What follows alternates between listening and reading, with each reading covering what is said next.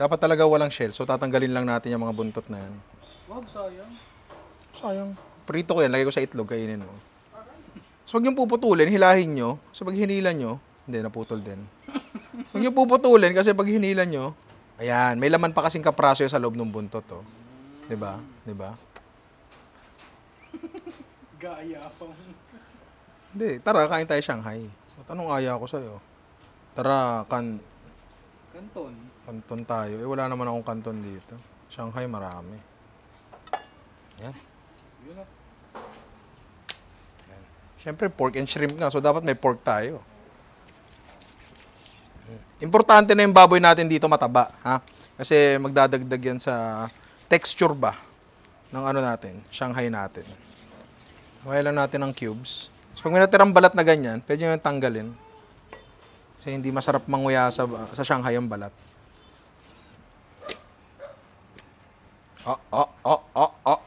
Okay. Ha? Magamit naman to, pre. Lagyan natin yung pork natin dyan. Lagyan natin ng konting asin para matulungan lang ang protein extraction.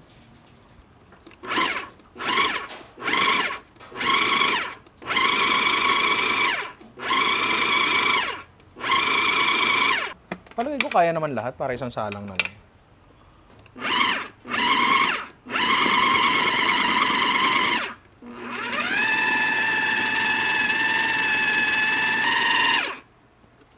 Konti pa. Kasi ang hinahanap natin dito, mas pino siya sa giniling, medyo pasty na ang hanap natin dito. Kasi pag pasty siya, mas magiging ano siya, malagkit. Tapos pag mas malagkit siya, mas ano siya, makunat pagka ginawa natin Shanghai. Parang sausage ba? Okay, okay na yan. Kasi gusto rin natin, medyo may konting chunks. Diba? Kasi chunky is the best. Yung ba, may chunky siya sa baba, tapos yung sa ilalim, yan, pasty. Yan ang gusto natin. Yung lagkit na yan, yan, hanap natin. Bibigyan ng kakaibang texture sa Shanghai natin yan. Next, lalagay natin dyan yung ano natin, shrimp natin. Ganon din gagawin natin. Gagawin din natin siyang paste ba. Taste ba? Paste ba. Pulse muna. Yan. Yan.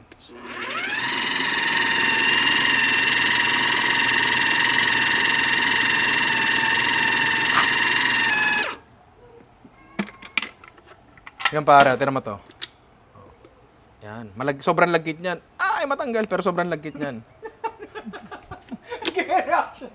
Ayaw matanggal eh. Malagkit nga eh, di ba? Yan. Mas malagkit talaga to. Itong hipon. Motsi balasi rin natin to. Tapos ilalagay natin to sa ref ng depende kung gaano katagal nyo gusto. Basta habang piniprep lang natin yung gulay natin kasi mas magandang trabahuhin to pag malamig. Carrots, nagwit na ka. Yan. Pwede niyong balatan, pwedeng hindi. Pero gumugulong siya. Munti ko pang hindi masalo. Pero nasalo ko.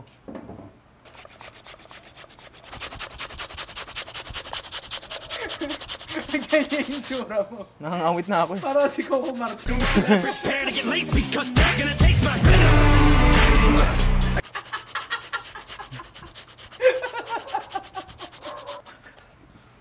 Okay. Next, yan, singkamas. Pwedeng wala, pwedeng meron, bahala na kayo. Pwede rin naman kayo hindi magluto ng Shanghai. Yan. Yung peeler namin, nawawala pa rin. So, kutsi-kutsilyo muna tayo. Teka lang. Kailangan malaman kung ano eh. Masarap ba itong singkamas na to eh. Paano natin malalaman yun?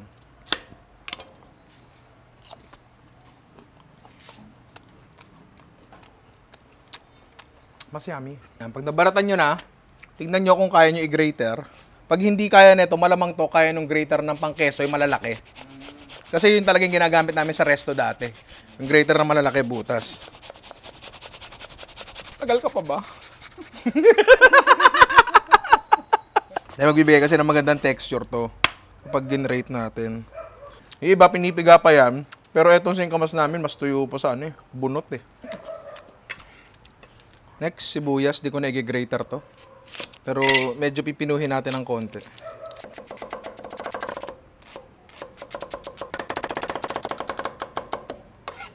Boom, shoot. Yan. Para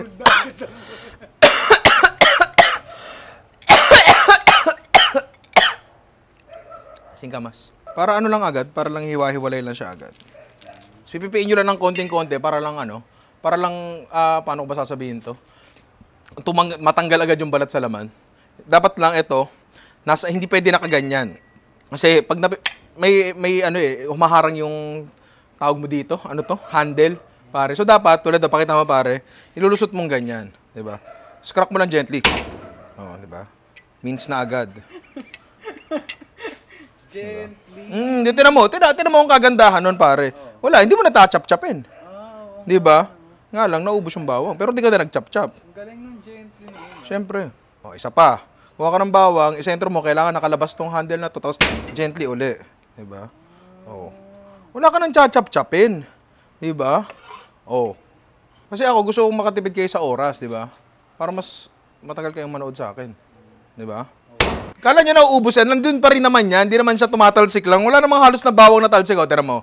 Wala namang nakatalsik na bawang dyan, ibang dumi yan, pare. Huwag nyo nang alamin kung ano yan, pero hindi yan bawang. Diba? Tapos kung gusto nyo mas pino lang ng konti, kunyari, hindi pa pino sa inyo yan. Gusto nyo gawing parang tubig yan. Yan. Yan, siguro naman pinong-pino na yan. Yan natin dyan. Ayaw ata ni Luna sa spring onions. Ito optional lang to, pero gusto ko to eh. Huwag nyo masyadong pinuhin yung chop kasi masarap yan, medyo nakakagat.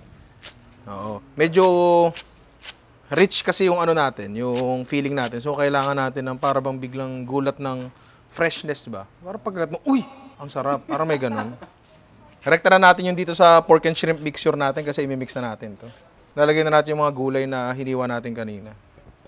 So, ngayon, gamit ang ating mahiwagang kamay, hahaluin natin ng matindi to. Pero bago pala yun, hindi muna ako nagdumi. Lalagyan muna tayo ng chicken powder. Pwede rin asin lang. Ay, bumagsak ka. Gusto nyo, patis nga lagay nyo dyan eh. Tapos paminta. Tapos lalamutakin natin to. Hindi lang para mamix siya, kundi para lumagkit palalo.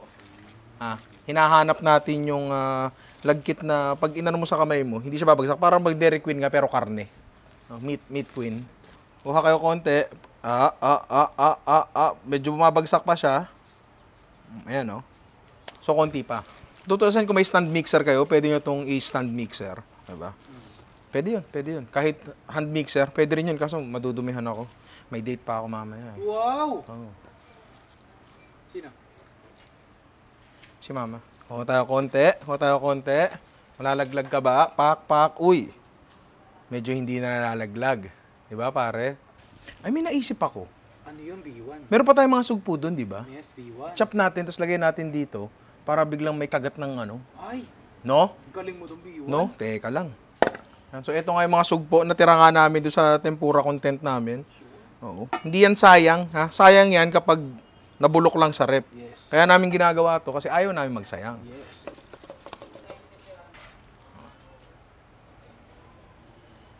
Tutusin kahit anong ilagay mo sa sa lumpia wrapper. Considered na na yun. Lumpia Shanghai na yun. Oo. Diba? Lagyan mo ng lechon sa loob yan. Ba't hindi, di ba? Okay, testing. Kung malalaglag. Kuha tayo konti. Hi ma'am. Hi sir. Welcome to Dairy Queen. Di na. Okay na siya. Kailangan natin gawin ngayon, make sure natin kung tama ba ang timpla. So, ito yung ginawa namin. Kumuha kami ng konti. Nilagay ko sa plato. Tapos microwave namin 1 minuto para malaman lang kung tama yung timpla. Okay na sa akin to. So, balot na tayo. So, gagawa muna tayong pandikit. Yan. Meron tayo ditong harina. Tapos lalagyan na natin ng konting tubig yan para siya yung pinaka-paste natin. Para magsara yung lumpia wrapper. Pwede rin namang wala, pero kasi medyo i-overstuff natin ng konti to. Para lang masara talaga, para lang sure na sure, gawa tayo pandikit. Medium size to. Ewan ko kung ano size yun sa inyo. Basta sa palengke namin, tawagin namin to medium size. Kuha tayo ng palaman, medyo marami siya. Kasi i-overstuff nga natin. Kasi lahat yan may malaking chunk, pare. So, iro-roll yun natin ganyan. Uy! Yan. Diba? Tapos, every step of the way, sinisika pa natin. Kasi ayaw natin magkahangin sa loob. Diba? Ano kayo magka? Hangin. Lumilipan na naman ang isip ko. Yan. Yan, ano talaga, overstuff talaga yan. Pero, Kung pambahay lang naman, kumpara lang naman sa mga mahal nyo sa buhay. Diba? Ewan ko, sa totoo lang, di ko sure kung masasara ko to. Dapat, yan eh, titiklop nyo ganyan. Tapos ita-triangle nyo to. Yan. Triangle nyo yan. Tsaka nyo i-roll yung ganyan. Yan.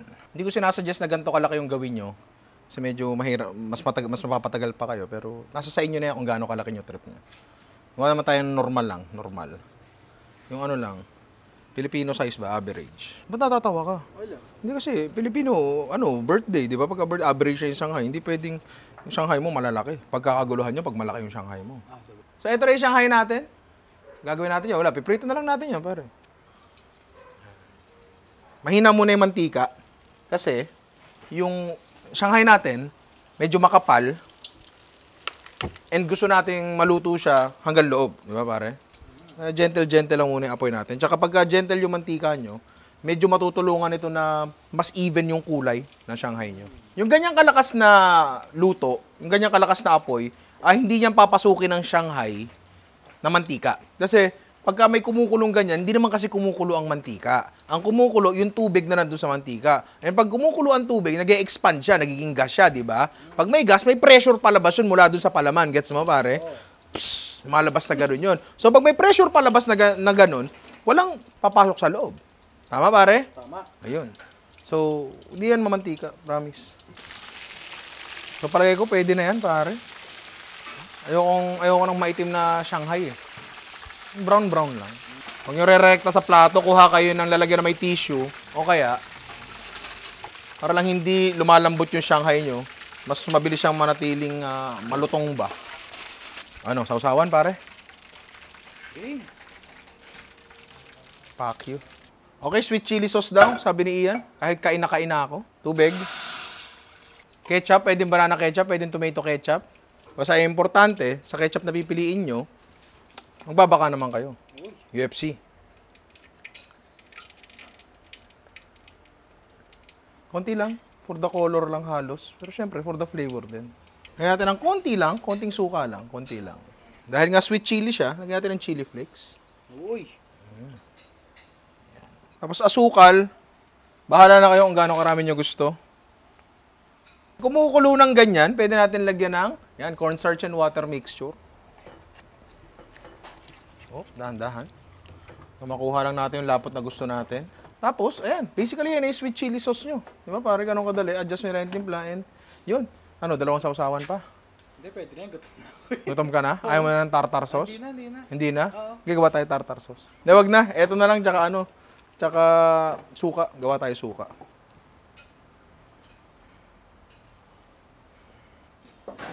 Ngayon, sausawan ng Shanghai, pare. So, gagawa nga tayo ng huling sausawan natin kasi ayaw na niya ng tartar sauce kasi nagugutom na siya. Okay na, kahit wala, no? Sige. Sukang ano lang. Sukang maanghang lang. Bawang sibuyas. Simula tayo sa bawang, di ba? Pipiin lang natin tulad ng ginagawa natin kanina. Mabilisan lang talaga. Ayan. Para matanggal agad yung balat, di ba? Kami masama dyan konting balat ng bawang. Wala naman sigurong problema doon. Di ba? Sana all, walang problema. Pero yun nga. Tapos sili, mga 3 piraso. O kaya 30, depende na lang sa'yo. Siyempre, anong sausawang suka kung walang suka, di ba? Mga chirap-chap na gulay lang yun. Tapos patis, pwede ring asin na lang, kaya nabahala. Naku, alat na naman. Pang-balanse lang ba? Yan. Konting asukal, di ba? Yan, dissolve na. So, tikim na tayo. Tikim na tayo. Oh, Ngayon na? ngayon na. Tara. Okay, so ito na nga yung Shanghai natin, pare. Smells like teen spirit. Luna! Ito mo si Luna, pasimple pa kunyari, oh. So, ito na nga, pwede na tayong kumain sa wakas. Pork and shrimp Shanghai, pare. Diba? Bango. Luna, mamaya na, ha? Luna, mamaya anak nanto. Doon ka muna. Susumbong kita sa nanay mo. Ano.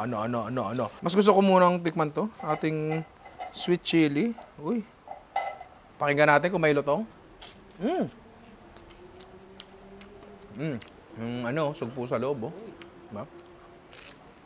Next naman sa suka, pare. Sausaw natin. Yan. Okay naman. Okay na to. Huwag mo na magkakat, pare. Ha? Ba't ka nagkakat? Ayaw mo bang tikman? Gusto ko nga ng tikman. Gusto kong... Ang ina mo. Grabe naman yun, pare. Nahiya ka pang isubo ng buo. Ano?